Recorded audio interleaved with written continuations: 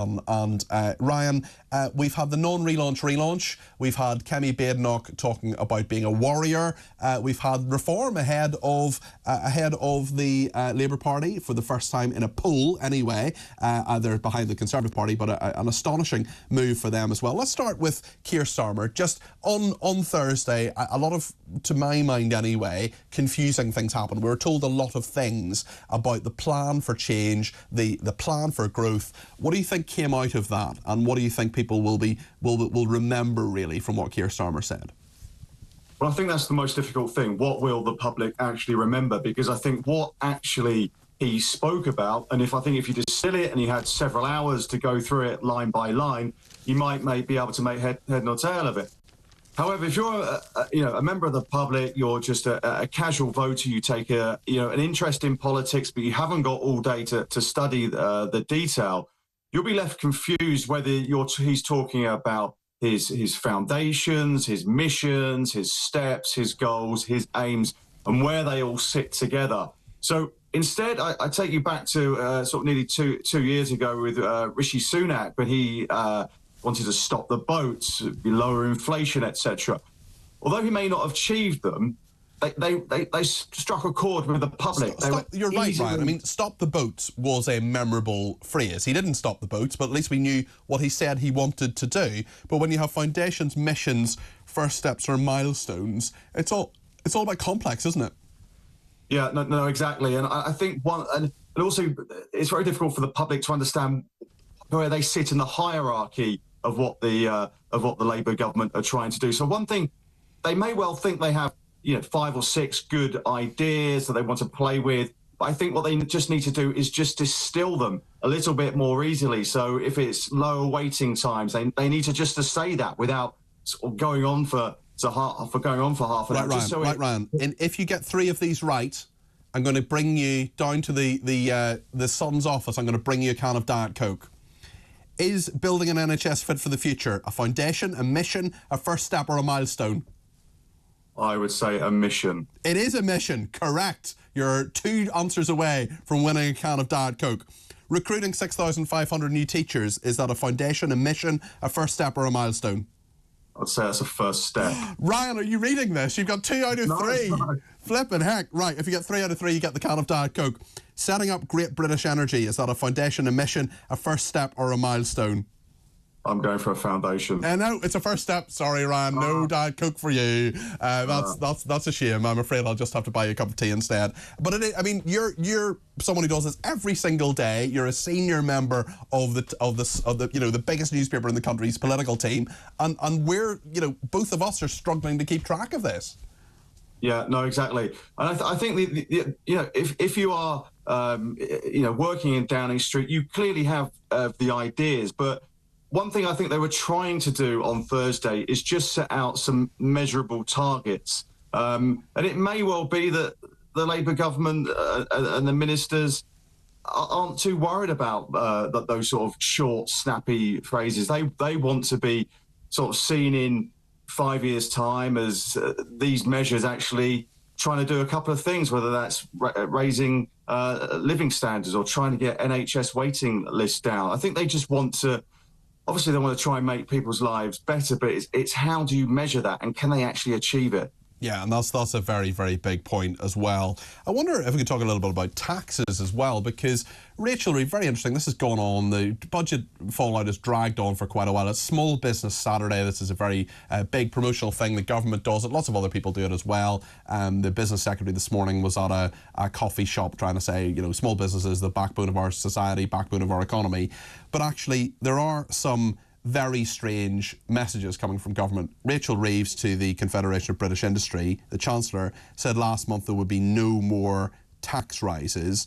Now Keir Starmer has said he cannot rule out further tax rises in the event of unforeseen circumstances. I mean, the communication of what the government actually wants to do is again tricky in this, because there's going to be a load of small businesses saying, thank you, government, for the extra help you're giving us today, but actually, what help are you giving us in the long term, especially when you're not being clear about taxation, and they've just lumbered them with a load of national insurance rises, employer contributions. We know that because we've heard it in the budget, but I wonder, sorry, I was asking this question in a slightly roundabout way, Ryan, but I wonder if you have seen a budget that has had so long a tail, essentially, because we're still talking about the budgetary measures and the negative consequences of those today. And what are we, 4 weeks on now?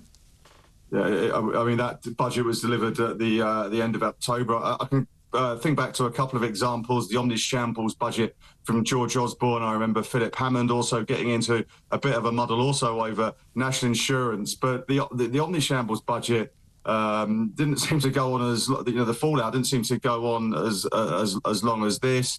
And also the Philip Hammond, I remember with the national insurance decision, they reversed that within a week or so.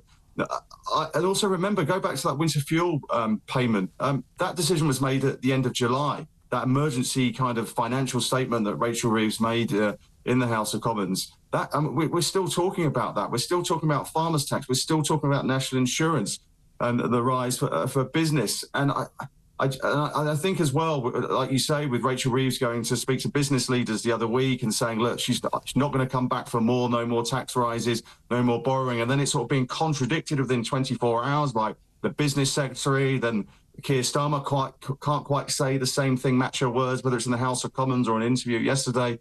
So it just means that businesses, and we're here on Small Business Saturday, they can't actually plan for anything. And I think that's the real difficulty. And I think come what, the new year, I think the government just needs to, stick to a line and not maybe shoot from the hip as much. It is interesting, isn't it? Because this was meant to be kind of boring government. This was meant to be strong and stable, as someone once said. The sugar rush of the drama of the last 10 years of referendums and Brexit and changing prime ministers and all the rest of it. The whole point that Labour said was, the grown-ups are in charge now, everything will be fine, this will be all very calmed down. It doesn't feel that way, Ryan. It doesn't feel that way at all, actually. It feels as if there's as much chaos as ever, despite the fact we have a government that has 411 people elected as Labour MPs.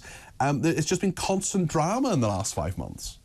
Yeah, no, I think the trouble is, I think a lot of maybe the institutional knowledge of, if you're out of power for 5 years, there's still some people hanging around who knew how government worked. There were barely anyone in the government who actually served before. A lot of the advisors were brand new, just getting used to their new briefs as well. But I think one thing as well is there's been a lot of missteps as well along the way, whether it's the freebies, Sue Gray. I'm trying to think. There are others, and you just wonder whether the Taylor Swift incident with giving her VIP protection, and whether they can close down stories quick enough. And I think they just let things linger and fester for a little bit too long. So I think that's one thing they need to learn. I think they are learning very, very quickly. They just need to close down bad news a little bit quicker. And, although they did that with Louise Hay, I suppose, with the Transport Secretary. They got rid of her very quickly, rather appropriately threw her under a bus. Do you think that story has died now? Do you think that's gone away?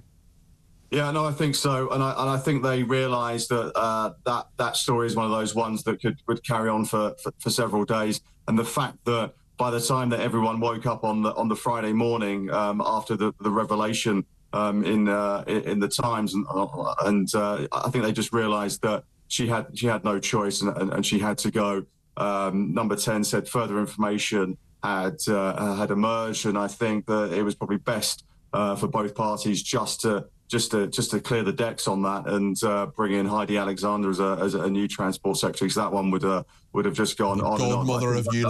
The godmother of ULEZ. Yeah, exactly. Ryan, thank you so much for speaking to us. Really appreciate that. Ryan Sabey there, the deputy political editor of The Sun there, who failed to win the Diet Coke, but nonetheless did very well. 2 out of 3. That was excellent. There is a little quiz. I took that from the Times this morning, where it's asking about 10 different things like, setting up Great British Energy and on track to have at least 95% clean power energy. Is it a foundation, a mission, a first step, or a milestone? And Claire in the Whirl has been in touch today, just to say Starmer and his missions and milestones and pillars. He thinks he's Moses on his tablets of stone. We'll be talking about the mountain next. The guy's lost the plot for sure. Maybe he's something of a Moses basket case, Claire.